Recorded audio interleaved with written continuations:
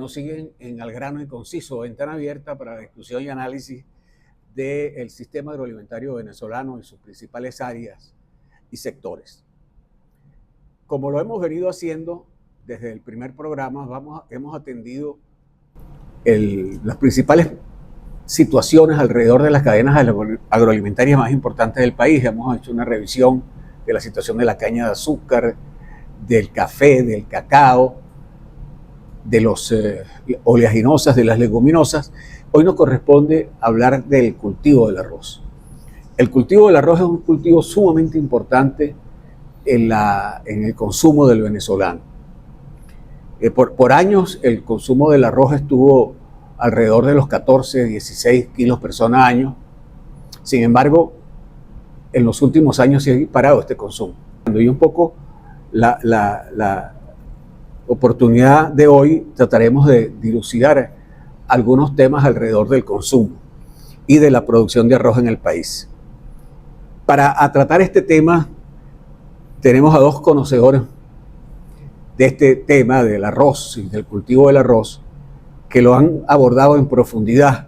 Uno desde el punto de vista de la producción como productor y otro como técnico al servicio de las asociaciones de arroz y de este cultivo.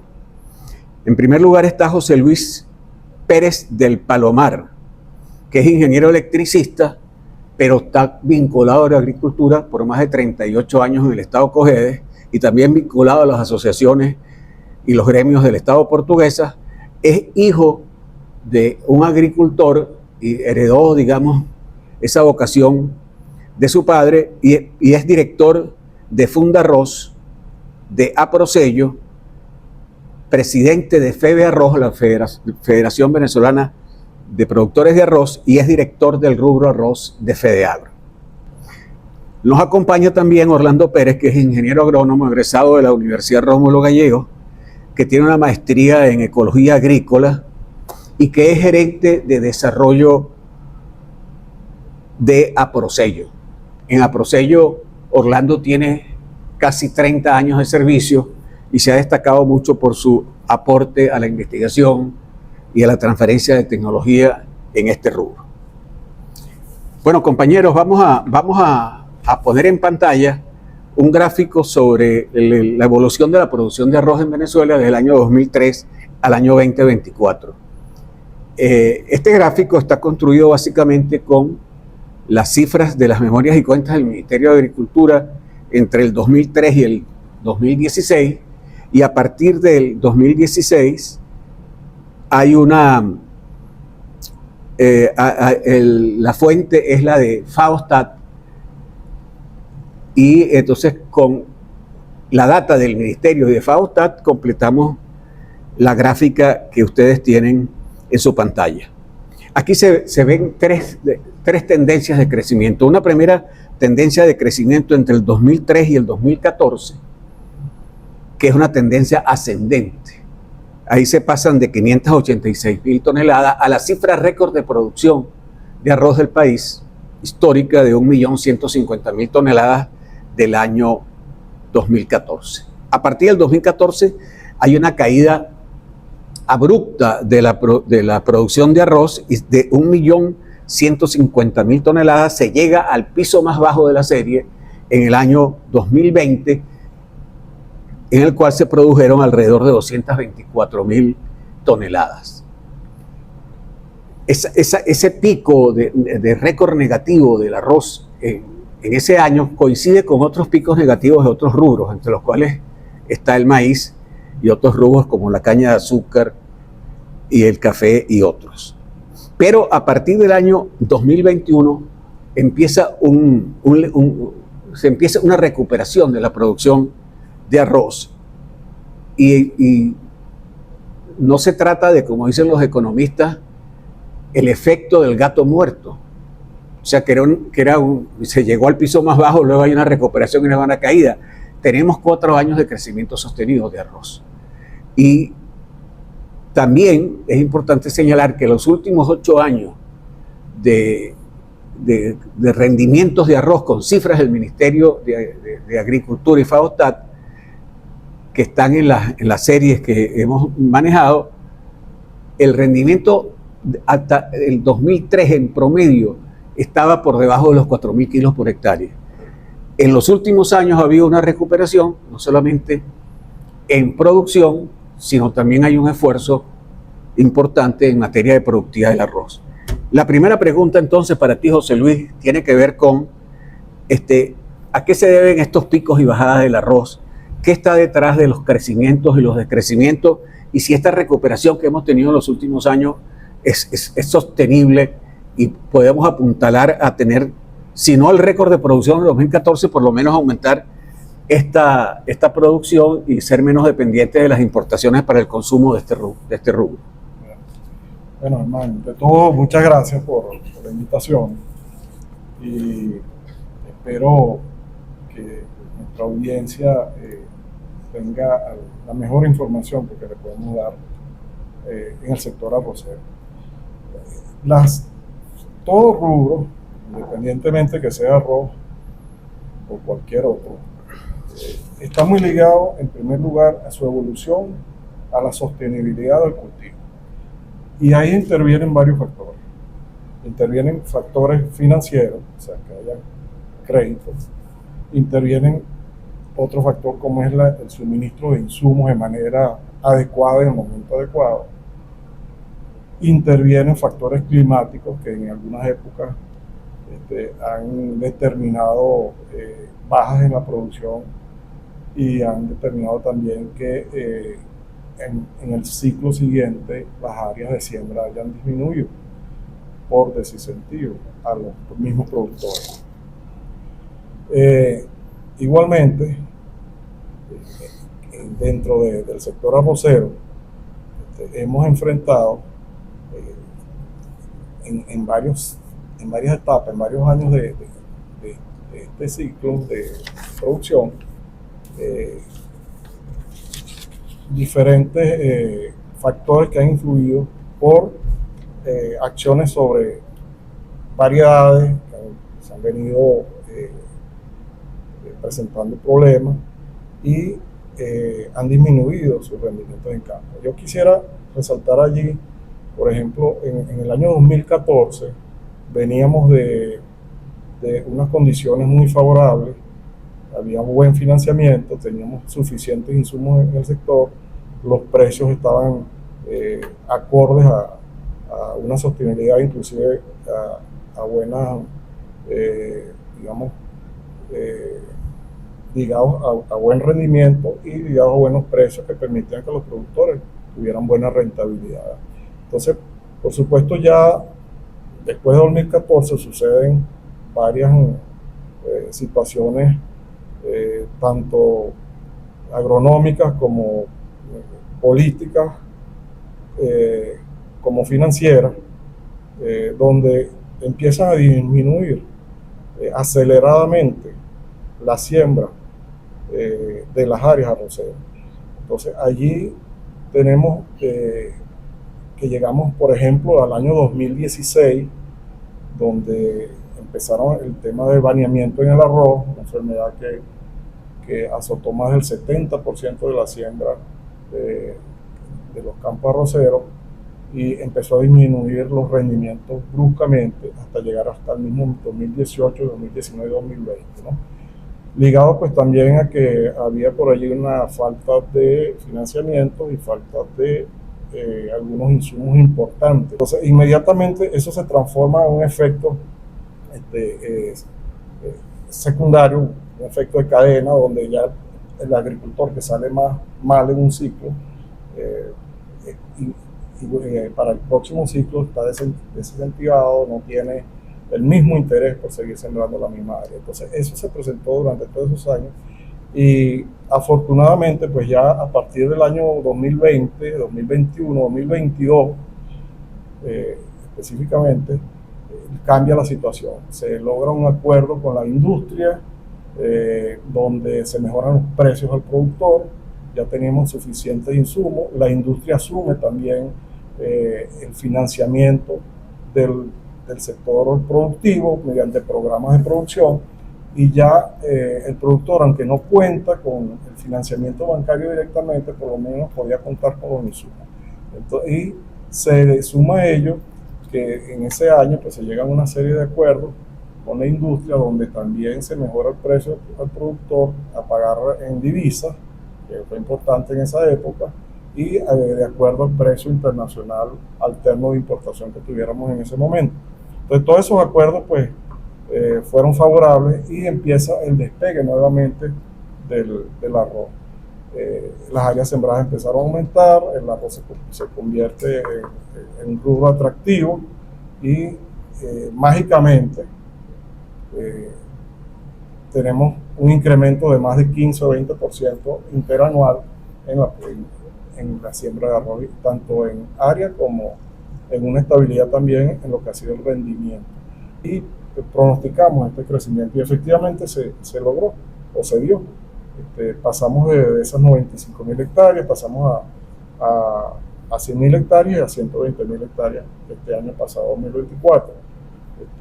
Hay otros factores allí que se han sumado, por ejemplo, que han tenido problemas otros rubros, donde hay inclusive agricultores que tenían áreas sembradas en otros rubros, han ido pasándose hacia el arroz, porque ven como mejor alternativa, con mayor seguridad en lo que respecta a rentabilidad o sostenibilidad del cultivo. Esos son las importaciones, José Luis, que se han hecho de arroz, porque nosotros no satisfacemos el consumo de acuerdo a los requerimientos de la población, del consumo interno. Esas importaciones que se están haciendo compiten con la producción nacional. No, en realidad las importaciones han sido suplementarias, ¿no? O complementarias del déficit de producción nacional. El año pasado estuvo alrededor de 300.000 toneladas la importación de arroz paddy, y este año esperamos que sea un poco menos porque hemos incrementado un poco más el área de siembra, de 120.000 este año aspiramos a llegar a 130.000 hectáreas, y así en el pasado ha venido ocurriendo durante los últimos 10 años. El problema de las importaciones que ha perjudicado en algunos momentos la producción nacional es la forma en que se ha llevado a cabo, o sea, en un momento inapropiado que ha competido con la cosecha nacional, digamos, en la época que se está realizando los picos de cosecha, han llegado importaciones y también que han entrado algunos arroces en alguna oportunidad con una competencia desleal, en el sentido de que en otros países tienen costos de producción o subsidios que incentivan al productor y permiten pues exportar a precios inferiores a lo que pudiera llegar el productor venezolano. Sí. Entonces, ese ha sido en realidad el problema, pero últimamente, digamos que en estos últimos 2 o 3 años, las importaciones han sido el complemento, y gracias a que se ha mantenido un precio estable dentro del precio alterno de importación pagado al producto nacional, entonces no han sido, digamos, una competencia o un obstáculo pues, a la producción nacional. Entonces, en resumen, en relación a las tendencias estas de crecimiento en la primera década de este siglo, el decrecimiento hasta el 2020 y la recuperación de los últimos años, yo diría que, si acuerdo tus palabras, confluyen 3 factores. Precios remunerativos, vamos a ponerlo entre comillas, el interés de la industria en financiar la producción, luego entraríamos en ese tema, y también la no competencia con importaciones que han afectado años atrás la producción de estos rubros. Ahora fíjate, una de las cosas más importantes que tiene el estímulo a la producción tiene que ver con los precios. En arroz había una recuperación de los precios, tal como tú dices. Sin embargo, los precios internos siguen estando por debajo de los precios internacionales. Y si tuviéramos que hacer un costo alterno de importación, es decir, el precio de frontera con los cargos aduanales y los impuestos y aranceles, nosotros estaríamos de alguna manera por debajo de los precios internacionales, la remuneración al productor. ¿Es posible un entendimiento con la industria para determinar una forma de establecer los precios a nivel del productor agrícola. ¿Ha habido un acuerdo, hay un acercamiento en eso? Sí. ¿Los consultan a ustedes la industria cuando les fija un precio que muchas veces hay unas de ellas que se ponen de acuerdo para los precios a nivel del productor? Mira, en el año 2020-21, nosotros nos vimos en la necesidad de hacerle planteamiento a la industria en este sentido, ¿verdad? Y llegamos como a un acuerdo entre ambas partes y logramos pues que el precio que se le pagara al productor era ese precio alterno de importación. En algunos momentos el mercado internacional es fluctuante, sube, baja. Ha habido épocas donde los precios internacionales han estado a la baja y otros han estado a la alta. Sin embargo, aquí desde hace unos 3 años hemos mantenido un incremento a los precios del productor. La industria no es que consulta al productor para fijar los precios, pero sí bajo esas reglas que establecimos como pacto de caballeros, como pacto para rescatar la producción nacional, porque si no se hacía en ese momento, en verdad no teníamos ninguna oportunidad al nivel de producción que llegamos en los años 2020, 2021, donde tocamos piso, producir nada más 230.000 toneladas de arroz en el año cuando necesitábamos 900.000 en el país. Entonces llegamos a un punto donde o hacíamos algo que beneficiara al productor, que le diera la suficiente fortaleza al productor para seguir sembrando, y no solo seguir sembrando, sino invertir en el campo para recuperar áreas de siembra, ¿no? Porque eso es otro factor que a veces no se dice, pero nosotros en los años del 2014 sembramos 230.000 hectáreas, y a raíz de esa disminución de área continua hasta el 2020-2021 llegamos nada más que a sembrar 60.000 hectáreas. En ese interín se perdieron aproximadamente unas 75.000 hectáreas disponibles en el campo, físicas disponibles que se sembraban de arroz. De nuestra capacidad en el 2014, de esas 230.000 hectáreas que se sembraban, 180.000 eran áreas físicas. Parte de esas 180.000 se sembraban en invierno y otra parte en verano, y llegamos a las 230.000 hectáreas. Bueno, bajamos tanto que disminuimos en 70.000 hectáreas, 75.000 hectáreas. Orlando,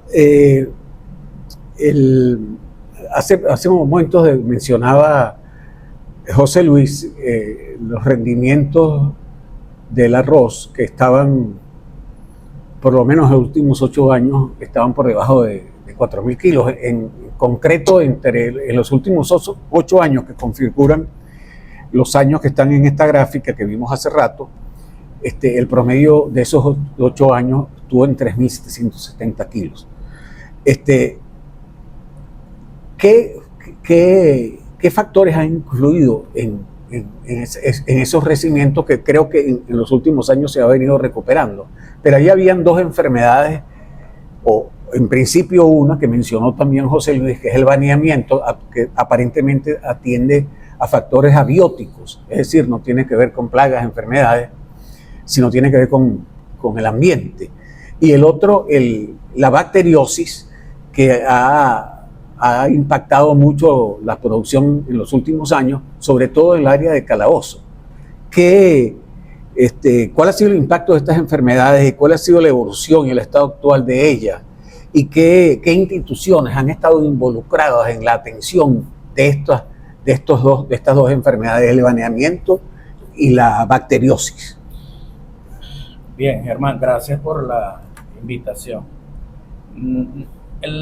Creo que también se puede hablar de 2 periodos bien interesantes para el enfoque en la parte de encontrar respuestas. Hace aproximadamente en el 2015 ya había este problema de baneamiento en diferentes zonas. Hablábamos de zonas calientes que eran muy marcadas. Los productores, los técnicos decían qué está pasando, los manejos llevó campos espectaculares y de repente parece que se les apagará el motor. Esa era la forma popular, pues, de decirlo.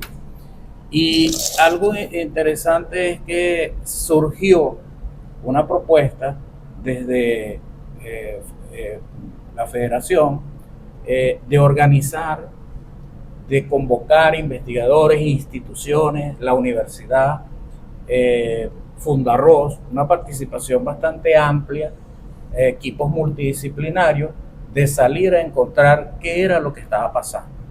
Se hizo un trabajo durante prácticamente 2 años, se logró conseguir recursos, no fueron suficientes, pero la misma realidad del sector, que era el que estaba aportando, pues se le hacía complicado.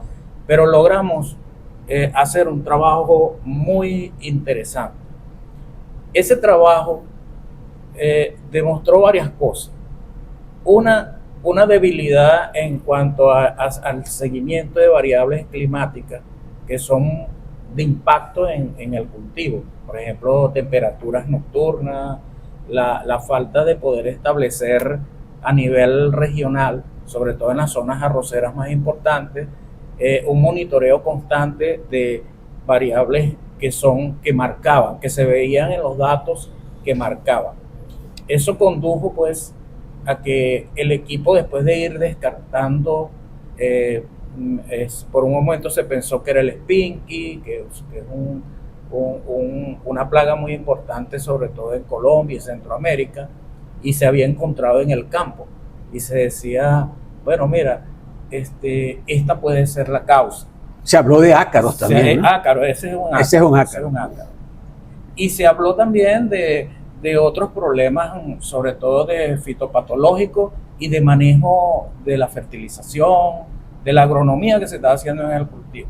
Sin embargo, los datos, cuando los íbamos revisando, terminamos encontrando una coincidencia entre altas temperaturas nocturnas y la ocurrencia del fenómeno. Esto primero tratamos de incluir en el programa, en el equipo de trabajo, perdón, no solamente climatólogos, sino también ecofisiólogos que tuvieran la capacidad de ir más allá de lo que los conocimientos tenía el equipo. Pues. Fue muy interesante porque logramos entonces encontrar una explicación asociada a la temperatura nocturna, altas temperaturas con promedios por encima de 30 grados, sostenidos incluso hasta altas horas ya entrada la madrugada, y después comenzaba a caer.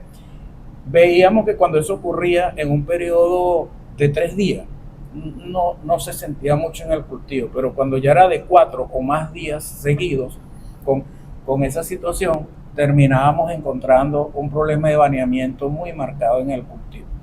Si el cultivo se encontraba en una fase fenológica muy vulnerable como es esa, la floración llenado de grano, pues era fatal. En los últimos años se han presentado más de un problema agronómico. Altas incidencias de chinches, pero con una magnitud de campo de infestación que no la habíamos visto, y prácticamente de todos los chinches, entre esos los 2 principales que atacan el arroz, que es tibraca, llamado chinche marrón, y el otro que son oévalos, que son los bañadores, por lo que tienden a chuparse la leche del grano. ¿Qué pasa? Pues, además de eso, vimos un desajuste general en la fauna que acompaña al cultivo, bien interesante, porque comenzamos a encontrar otra vez que estaba asociada a fenómenos de temperatura, y comenzamos a preocuparnos porque en nuestra zona arrocera no hay mucha información registrada, estaciones meteorológicas que puedan llevar unos datos con los cuales tú puedas validar información. En el último periodo, cuando comenzaron a ocurrir los reportes del caso de la bacteriosis, surgieron muchas dudas. Fue muy interesante que los primeros que se abocaron a encontrar una respuesta son las universidades. La UCLA estaba haciendo un trabajo, la central venía también con AIDA haciendo un trabajo, habían unas cosas que coincidían, otras que no, pero había un equipo ya montado trabajando, muy interesante.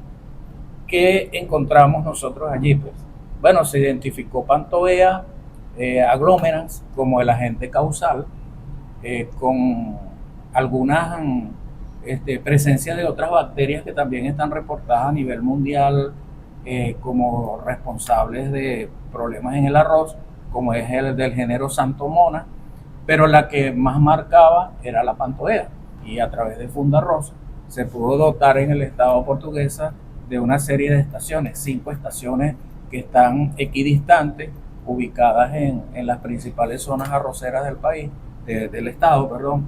Y también hay productores particulares que han instalado sus estaciones y que comparten sus datos.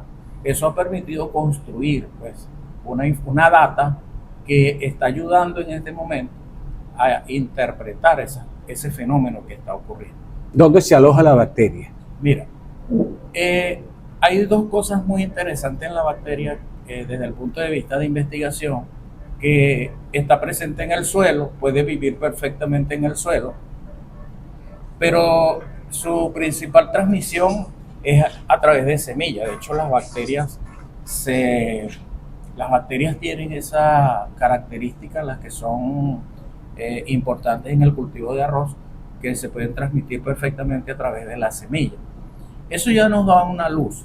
La luz es que manejando la semilla de alta calidad, nosotros podemos ya ir enfrentando un problema. El otro asunto está en el suelo. Hay suelos que, de acuerdo a los análisis que se le han practicado en laboratorios serios, pues, han mostrado que hay una alta presencia de la bacteria, y que, bueno, también han surgido, se están ensayando algunos manejos alternativos que permitan reducir esa carga bacteriana que pueda haber. Y creo que muy pronto, como lo señalaba José Luis, van a haber unas propuestas muy concretas. ¿No hay materiales genéticos resistentes? No lo hay. De lo que tenemos en campo, todo lo hemos observado que son susceptibles. Puede tener susceptibilidad a la bacteria. Me parece muy importante lo que tú señalabas con relación a los financiamientos de la industria, porque hay programas, casi toda la producción de arroz está atendido por programas. ¿Los programas en qué consisten? En que empresas industriales o intermediarios suministran a los productores insumos, semillas, y los productores cancelan eso con cosecha. Eso no cubre todos los costos de producción, pero cubre buena parte de los costos. Y en las limitaciones de orden financiero que tenemos, eso es un gran auxilio que tienen los productores de arroz. Esa es una ventaja que no tienen otros rubros. Sobre todo porque tú dices que está vinculada a la industria. ¿Cuánto de esos programas son de la industria? ¿Qué función cumplen? ¿Qué superficie atienden esos programas y si representan esos programas que tiene la industria una verdadera ayuda para los productores? Sí. Bueno, mira, casi el 90% del financiamiento a través de estos programas de producción está en manos de la industria. Hay una parte que está en manos de asociaciones arroceras, las que quedan, ¿verdad? De asociaciones arroceras, y una pequeña parte que son los productores autofinanciados. Pero ese programa de producción, pero de financiamiento, como tú lo dices, solo abarca los insumos, y los insumos que incluya su paquete de manejo agronómico que tengan establecidos cada uno de los programas. ¿Me explico? La cantidad de fertilizantes y de qué tipo van a suministrar, la variedad de semillas que van a suministrar, los insumos o los agroquímicos que tengan disponibles, etc. El productor tiene que ajustarse al programa lo que ellos tengan allí en stock o que puedan suministrar. Y nosotros seguimos insistiendo que necesitamos el financiamiento bancario directo al productor. ¿Por qué? Porque independientemente de que eso sea una ayuda que cubra un 50-60% de los gastos, los productores necesitan ese otro 40-50% para cubrir lo que es los gastos propios de la finca, los que son consumibles, ya sea combustible, ya sea lubricantes, reparaciones de maquinaria, fletes, pago de personal, de labores a destajo. O sea, hay una serie de costos.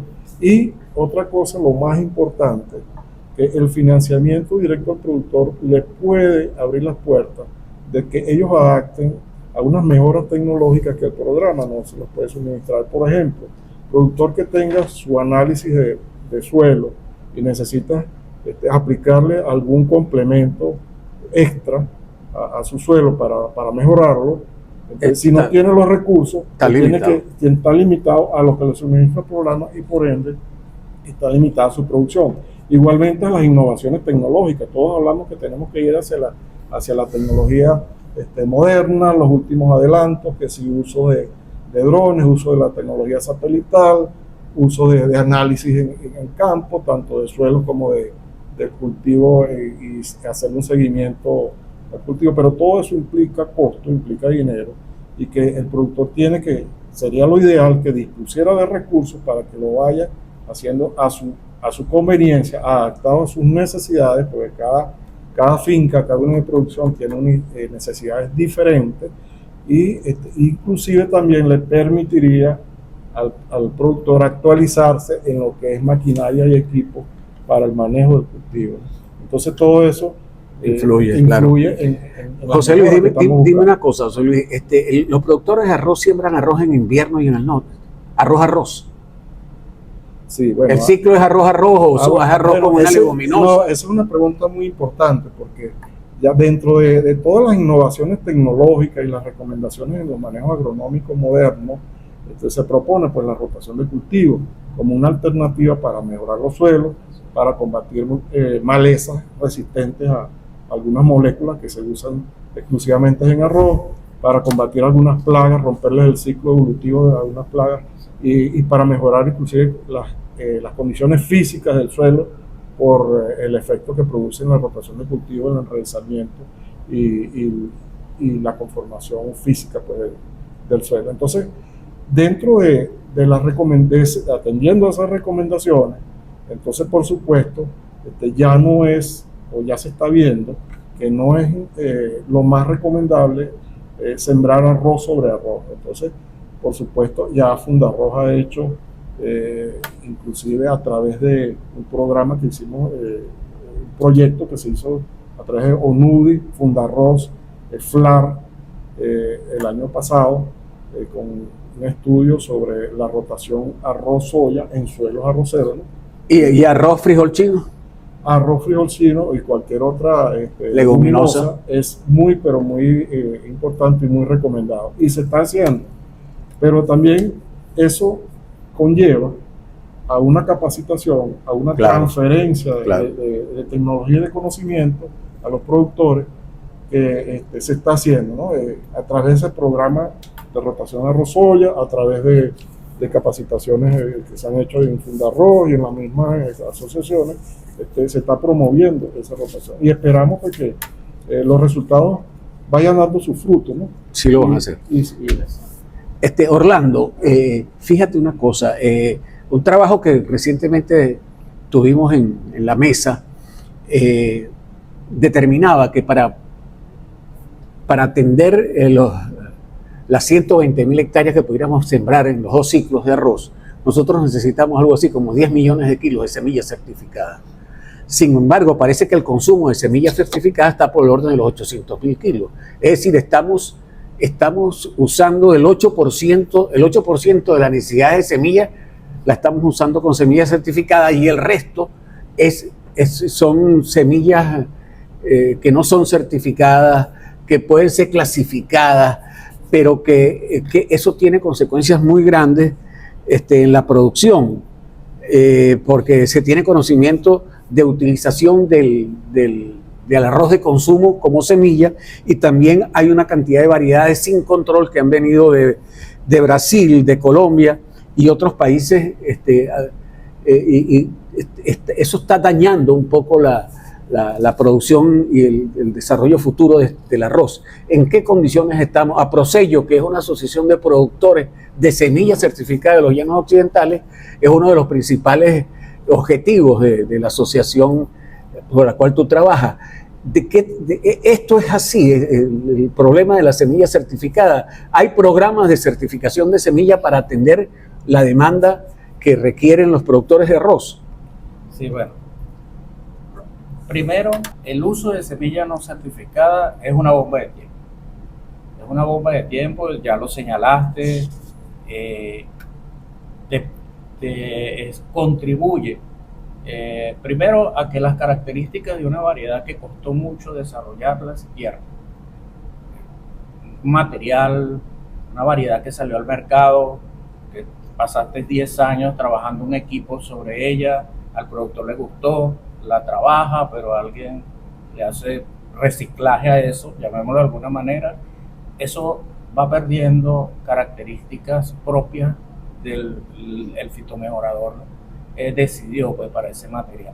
¿Qué sucede? Pues que además de eso es un medio de propagación de enfermedades, de plagas, de malezas, y cuando no hay ningún tipo de control, las consecuencias son hasta difíciles de medir, pero no son buenas ninguna. Claro, claro. Venezuela, en algún momento fuimos de América Latina el país que tuvo el consumo, el uso de semillas certificadas más alto, 73% según los números que yo manejo en algún momento. Siempre ha habido un porcentaje de una semilla no certificada. En los últimos años, la misma situación que afecta a esa gráfica que acabamos de ver, de caída de superficie, afecta también a la producción de semillas. La semilla se vio muy afectada. Además de eso, muchos productores tal vez pensaron de que si yo guardo mi semilla, el impacto de los costos de producción va a ser menor, y lo que hacen es crear un problema que más adelante lo va a terminar viendo en su campo, contaminado. Algunos campos incluso han tenido que definitivamente dejar de sembrar arroz allí para producir. Y no hay manera de que los programas de producción que tiene la industria se obligue al uso de semillas certificadas. No puede haber un entendimiento. Si ellos son los que entregan los insumos a los productores. Sí, claro. Los programas lo hacen y la promoción es constante.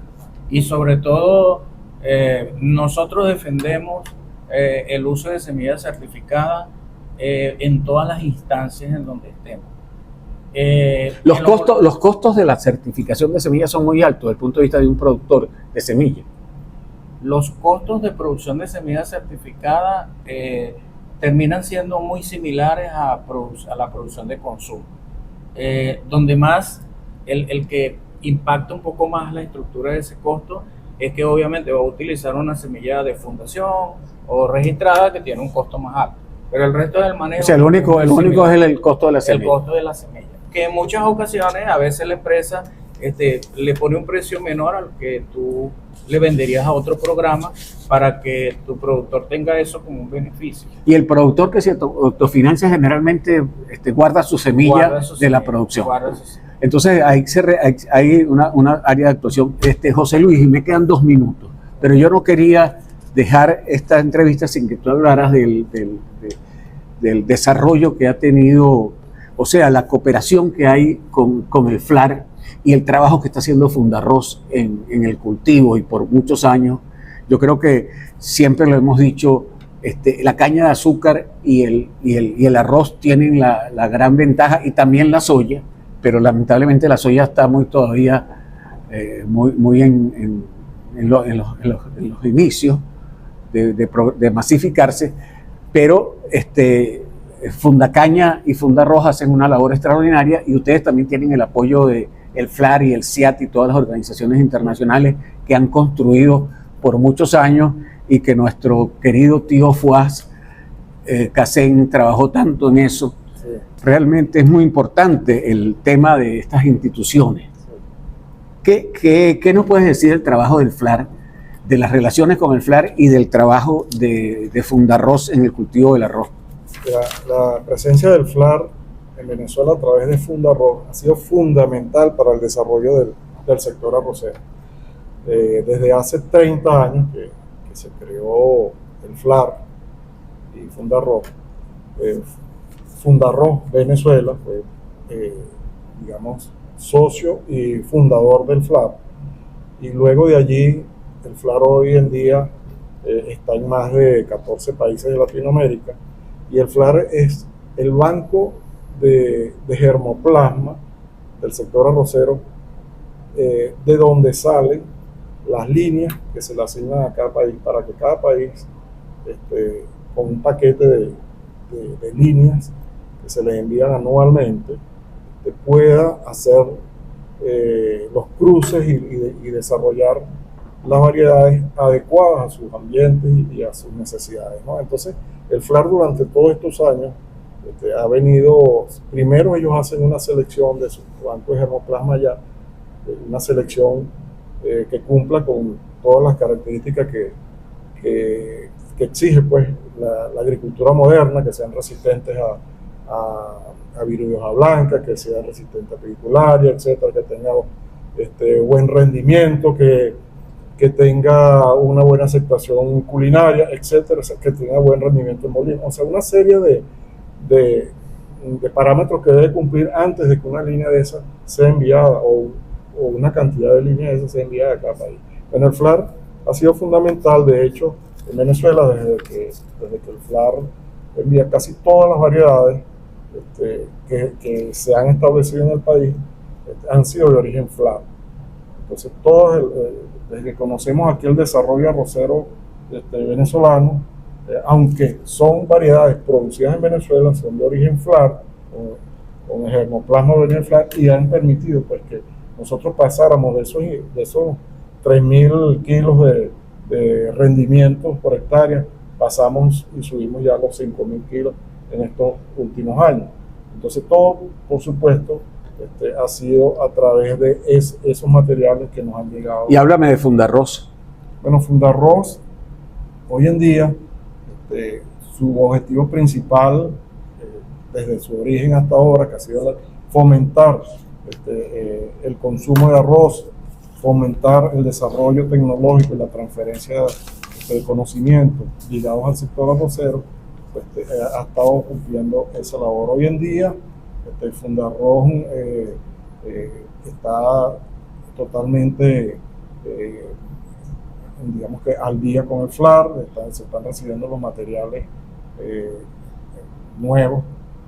Ahorita estamos por recibir un nuevo lote de materiales para que entren a nuestros mejoradores genéticos que tenemos en el país.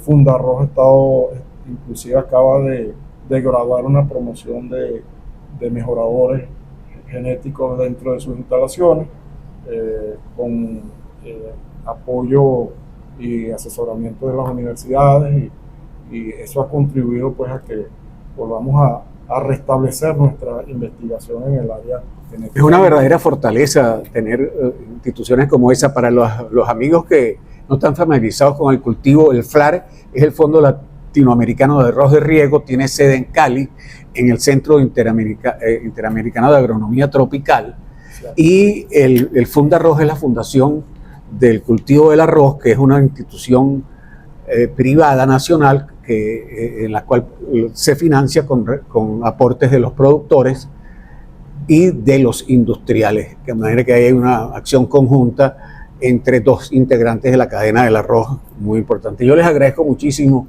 a José Luis y a Orlando por su participación aquí. Si yo tuviera que destacar algo de esta conversación, yo diría una referencia que tú hiciste, José Luis, en el sentido de que nosotros no podemos crecer más allá de 140.000 hectáreas dedicadas a este cultivo en los 2 ciclos, y andamos por las 120, es decir, que el techo el techo es muy corto, y que para ampliar esa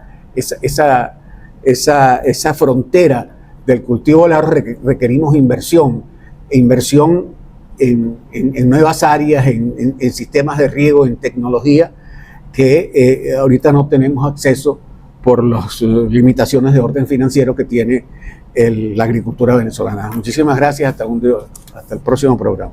Gracias.